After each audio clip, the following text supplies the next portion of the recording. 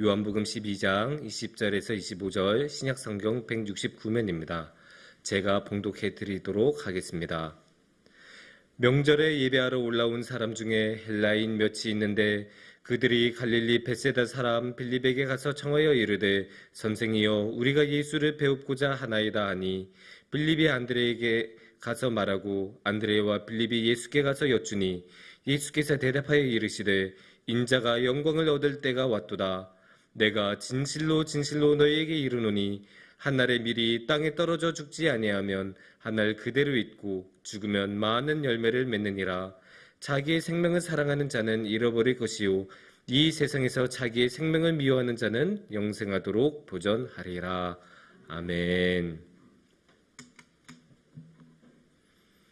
외국 사람들이 우리나라에 와서 우리나라에 있는 가전제품들을 보면 그 중에 엄청 놀라는 것이 하나 있다고 합니다. 김치 냉장고입니다. 아니, 김치를 담기 위해, 정확히 말하자면 김치만을 담기 위한 냉장고가 따로 있다고? 그것도 그냥 김치 냉장고가 아니고 우리나라에 막 500리터짜리 이렇게 큰 김치 냉장고도 있잖아요. 그런 거 보면 이제 놀라는 거예요. 아니, 무슨 사람들이 김치를 그렇게 많이 먹어요? 예, 그렇게 많이 먹습니다. 다 아시잖아요. 그렇게 많이 먹는 거. 근데 이게 더 놀라운 게 이런 큰 김치 냉장고들이 엄청 많이 보급이 돼 있잖아요. 그래서 외국 학생들이 이 김치 냉장고라는 게 있다는 것을 알고 한국 학생한테 꼭 물어봐요. 그럼 그런 거 너네 집에도 있냐? 그럼 대부분 이렇게 대답한대요. 대부분의 한국 학생들은 아, 나는 없어. 그런데 우리 부모님 집에는 있어. 다 그렇게 대답한대요. 그만큼 김치 냉장고가 엄청 많이 있고, 그리고 여러분도 알다시피 그 김치 냉장고는 거의 다 가득 차 있죠. 이게 굉장히 놀랍지 않습니까? 그러나 더욱 놀라운 것은 이 김치 냉장고를 채우는 방법입니다. 물론 요새는 김치를 사서 드시는 분도 굉장히 많지만 아직도 많은 분들은 김치를 어떻게 해요? 만들어서 먹습니다. 직접 김치를 담궈서 만들지 않습니까? 이 김장에 대해서는 제가 여러분 앞에서 길게 설명하지 않아도 될 것 같습니다. 우리 교회 권사님들은 다 김장의 전문가들이 아니십니까? 이미 수십 차례 김장을 하셨을 것이고, 그러니까 모두 다 자기만의 비법, 자기만의 방식이 있을 것입니다.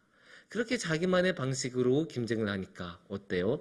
김치는 다 제각기 다른 맛을 가지고 있죠.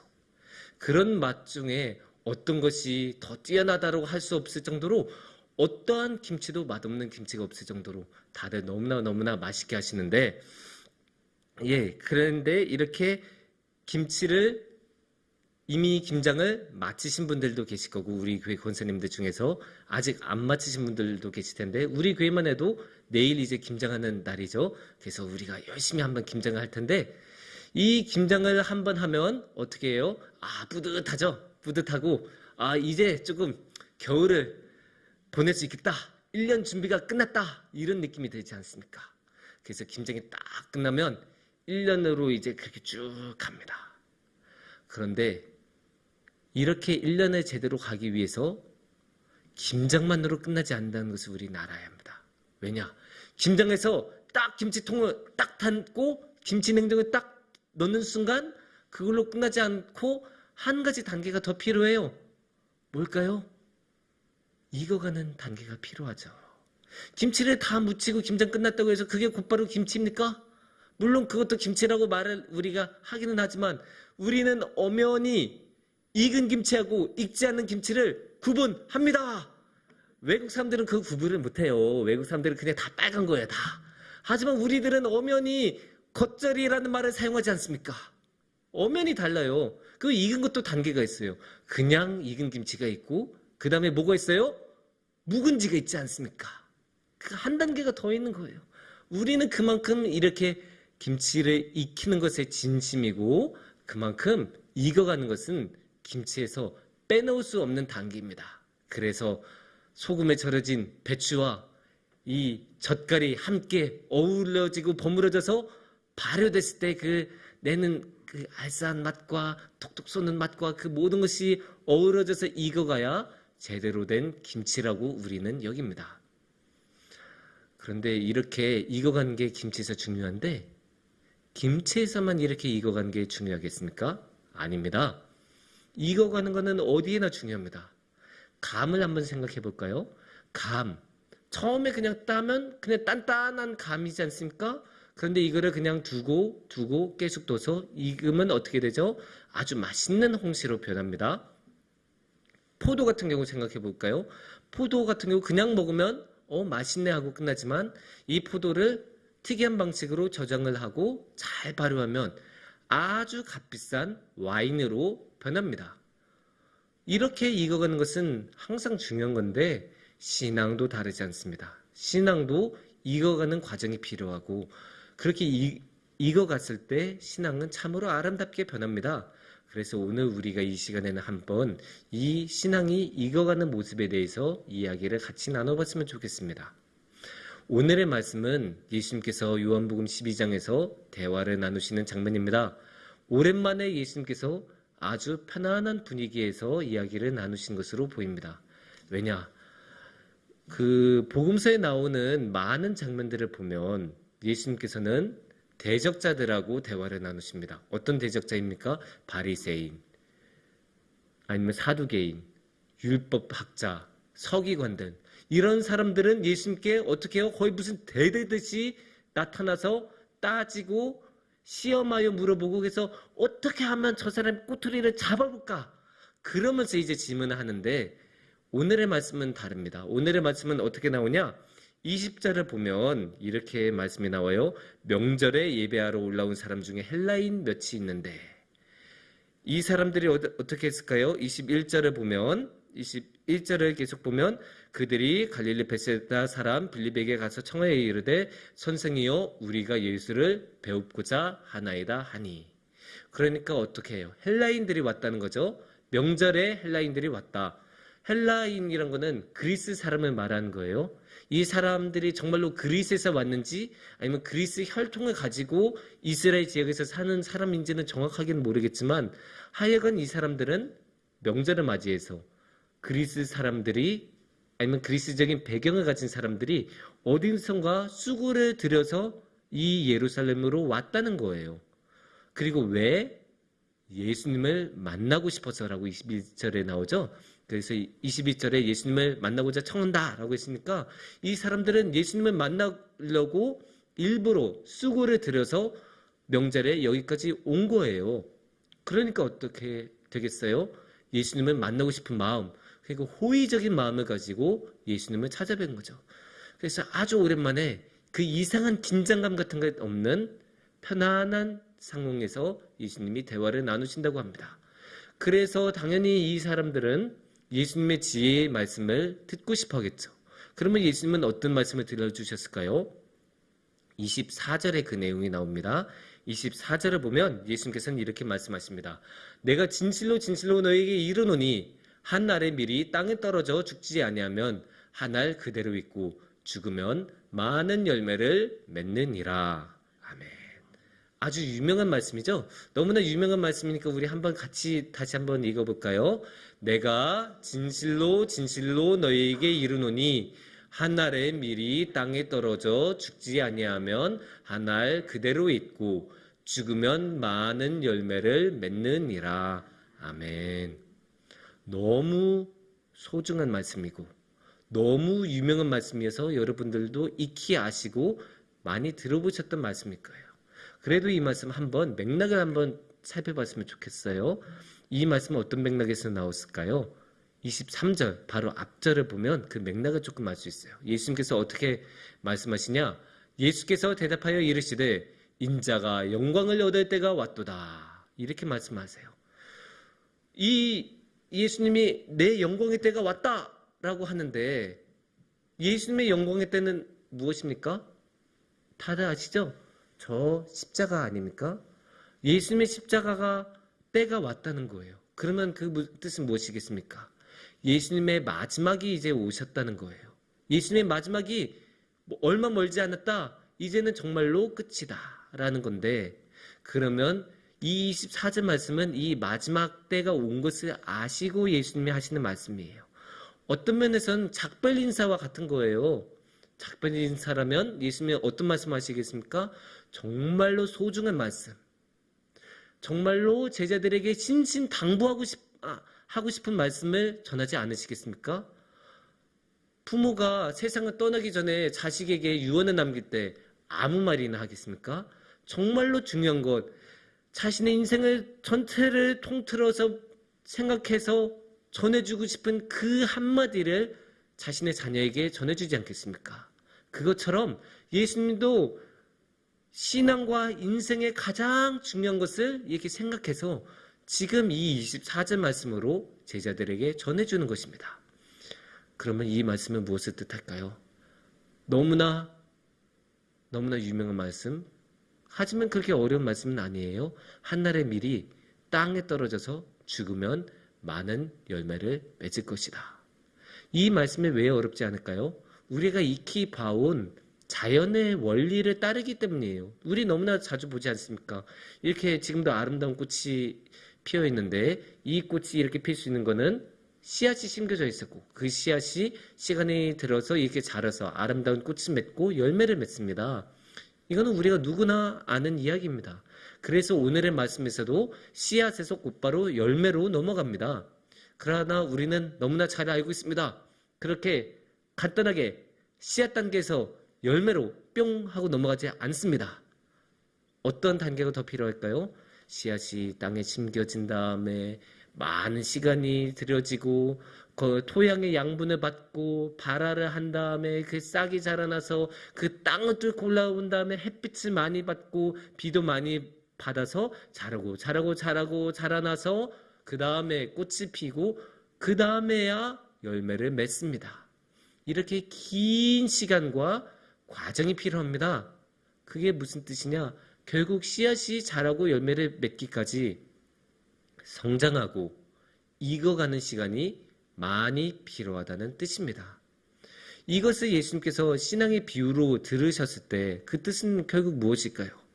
신앙도 이와 같이 익어가는 시간과 단계가 필요하다는 것입니다.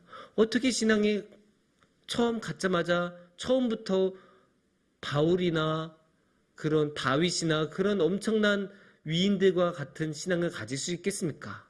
그거는 말이 안 되는 거죠. 그래서 우리도 신앙생활을 열심히 하고 기도도 하고 말씀도 읽으면서 한 단계 한 단계 신앙이 자라나고 익어가는 것입니다. 그 단계는 너무나 필요하고 너무나 중요해요. 그 단계를 위해서 씨앗이 마치 땅속에서 많은 시간을 보내고 발화하고 햇빛을 받고 비를 받는 것처럼 우리의 신앙에도 그런 과정이 필요합니다. 그런데 그 중에 어떤 과정들은 굉장히 괴롭고 힘들 수가 있어요. 마치 씨앗이 땅속에서 그 어두운 곳에서 오랜 시간을 답답하게 견뎌했던 것처럼 우리의 신앙에도 그런 순간이 있을 수 있습니다. 그런 순간을 원하는 사람은 당연히 아무도 없겠죠. 고통은 어쨌거나 괴로운 거고 어느 누구도 괴로운 것을 즐거워하지는 않습니다. 하지만 우리가 신앙의 성장을 위하여 신앙이 익어가는 것을 위하여 그 괴로운 순간을 그 고통스러운 순간을 기꺼이 받는다면 그때부터 우리의 신앙은 자라나기 시작할 겁니다. 25절 말씀을 한번 같이 보면 좋을 것 같아요. 25절 말씀에서 예수님은 이렇게 말씀하십니다. 자기의 생명을 사랑하는 자는 잃어버릴 것이요 이 세상에서 자기의 생명을 미워하는 자는 영생하도록 보전하리라. 24절 말씀 다음에 25절 말씀에서 예수님은 이렇게 말씀하시는데 그거는 결국 이 24절 말씀에서 했던 비유를 25절 말씀을 통해서 부연 설명을 한다는 것. 그러니까 24절의 비유는 이런 뜻이란다라고 설명해 주는 것으로 읽을 수도 있습니다. 그러면 여기서는 무슨 뜻을 예수님은 전하고 싶으셨던 걸까요? 여기서 보면 생명이라는 말이 나오죠. 생명이라는 말이 아주 중요하다는 것을 알 수 있는데 이 생명은 단순히 살아있고 죽어있는 것, 목숨을 의미하지는 않아요. 그냥 목숨을 자신이 미워하거나 사랑하는 것을 말한 것이 아닙니다. 이 자기 생명이라는 말에는 살아가기 위해서 필요한 모든 것, 자신의 재화, 재물, 돈, 명예, 아니면 자신의 이득, 그런 모든 게 담겨 있는 총체적인 것이라고 생각을 하시면 돼요. 그래서 그것을 사랑하는 자, 여기서 자기 생명을, 그러니까 자신의 총체적인 것을, 자신을 사랑하는 자라는 것은 결국 무엇을 뜻할까요? 자신을 내려놓지 못한 사람, 자신이 가장 소중한 사람, 자신이 가장 소중하다는 건 결국 뭐예요? 예수님보다도, 하나님보다도 자신이 소중하다는 것을 뜻합니다. 그런 사람은 결말이 어떻게 되겠습니까? 25절에서는 결국 그런 사람은 잃어버릴 것이요 라고 말씀하고 있어요. 그런 사람은 결국 신앙이 더 이상 자라지 못하고 익어가지 못하고 잃어버릴 수밖에 없어요. 그래서 하늘의 밀이 그대로 땅 안에 남아있을 수밖에 없습니다. 하지만 자기 생명을 미워하는 자, 여기서는 미워하는 자라고는 했지만 미워한다고 하면 뭐 극단적으로 좀 부정적인 어감이 드는데 이 말을 한번 바꿔볼게요. 자기의 생명을 그렇게 소중하게 여기지 않고 언제든지 내려놓을 수 있는 사람, 자신의 생명이 너무나 중요한 것을 알고 있지만 언제든지 포기할 수 있는 사람. 왜 포기하겠어요? 예수님을 위해서. 예수님을 위해서 포기할 수 있는 그런 사람, 그런 사람은 어떻게 된다고 나와 있어요? 영생하도록 보전하리라. 자신의 생명을 미워하고 소중하게 여기지 않고 포기하는 사람, 이런 사람, 그러니까 자신이 읽어온 모든 것이 있더라도, 자신이 그토록 중요하게 여긴 것이 있더라도, 자신한테 이득이 된 게 그렇게 눈앞에 있더라도 그거를 내려놓을 수 있는 사람, 포기할 수 있는 사람, 이런 사람이 영생하도록 한대요. 왜냐? 한날의 밀이 땅에 썩어져 죽으면 그때서 비로소 열매를 맺을 수 있는 나무로 자라난 것처럼 우리도 우리 자신을 버리고 우리 자신을 내려놓는 그 순간에 우리의 신앙이 자라서 예수님을 향해 열매를 맺을 수 있는 것입니다. 이게 이상한 말이 아니에요. 왜 이게 가능하냐? 내가 내 자신을 버릴 때 그때서야 비로소 예수님이 우리 삶의 중심에 들어올 수 있기 때문입니다. 우리가 우리의 생명을 사랑하고 우리 자신을 너무나 사랑해서 우리 자신을 끝까지 이렇게 집착하고 붙들고 있으면 우리 삶의 중심에는 뭐가 있겠어요? 결국 우리 자신이 있는 거예요. 이런 곳에 어떻게 예수님이 들어오시겠어요? 끝까지 내 안에 내가 너무도 많아 밖에 나올 수밖에 없죠. 하지만 우리가 우리 자신을 포기하고 내려놓는 순간 어떻게 됩니까? 그때는 더 이상 우리가 우리 자신으로 나로서 살아간 게 아니에요. 그때는 우리가 무엇으로 살아갈까요? 예수님으로 살아가요. 갈라디아서 2장 20절 말씀에 그렇게 말씀이 나옵니다. 갈라디아서 2장 20절 말씀에 그런즉 이제는 내가 사는 것이 아니요 오직 내 안에 그리스도께서 사시는 것이라. 이 부분만 다시 한번 같이 읽어볼까요? 그런즉 이제는 내가 사는 것이 아니요 오직 내 안에 그리스도께서 사는 것이라. 아멘. 우리가 우리 자신을 죽이면 그때부터는 우리 자신이 산 게 아니라 예수님께서 우리 안에서 사신다고 성경에서도 그렇게 말씀을 하고 계세요. 그래서 우리가 그 말씀을 믿고 붙들고 나아가면 그때는 우리가 정말로 예수님으로 살아갈 수 있어요. 그리고 예수님으로 살아가면 그게 어떻게 될까요? 그게 바로 신앙의 가장 아름다운 모습이지 않겠습니까? 예수님으로 살아가면 우리가 예수님보다 더 높은 신앙의 기준이 어디 있겠습니까? 우리의 신앙의 기준은 오직 그리스도 아닙니까? 오직 예수님 아닙니까? 그러니까 예수님께서 우리 안에 사시면 당연히 이 기준에 따라서 사는 거고, 그래서 우리가 완전하게 익어가는 신앙으로 살아갈 수 있습니다. 여기서 한 가지 중요한 게 있어요. 이 신앙은 한 번에 완성이 되는 게 아니에요. 한 번에 익어가는 게 아니에요. 이 읽는 과정은 항상 다시 해야 되는 거예요. 우리가 김장을 담글 때 한 번 담근다고 해서 끝난 게 아니지 않습니까? 한 번 담그면 1년 동안은 맛있게 먹지만 내년이 되면 또 담궈야 되고 내후년이 되면 또 담궈야 합니다. 그것처럼 씨앗도 한번 자라나서 열매를 맺었다고 해서 그걸로 끝나지 않고 또 땅에 떨어져서 그 씨앗이 자라나서 다시 한번 열매를 맺는 과정을 가져야 되고, 그것처럼 신앙도 익어가는 과정을 계속 반복해서 다시 저 높은 충만한 지경에 이르기까지 익어가야 할 것입니다. 사랑하는 성도님들, 우리가 모두 함께 이렇게 신앙으로 익어갔으면 너무 좋겠습니다. 물론 이런 과정은 너무나 어렵고 쉽지 않습니다. 이 세상은 우리가 그렇게 아름답게 익어가도록 도저히 내버려두지 않습니다. 항상 우리를 흔들고 우리에게 어려운 상황을 만듭니다. 그럼에도 불구하고 예수님께서 내 안에 사신다는 것을 굳게 믿고 우리가 우리 자신을 내려놓을 수 있다면 예수님께서 우리 삶에 온전히 함께 하시는 그 크신 복이 우리 삶에 충만할 것입니다.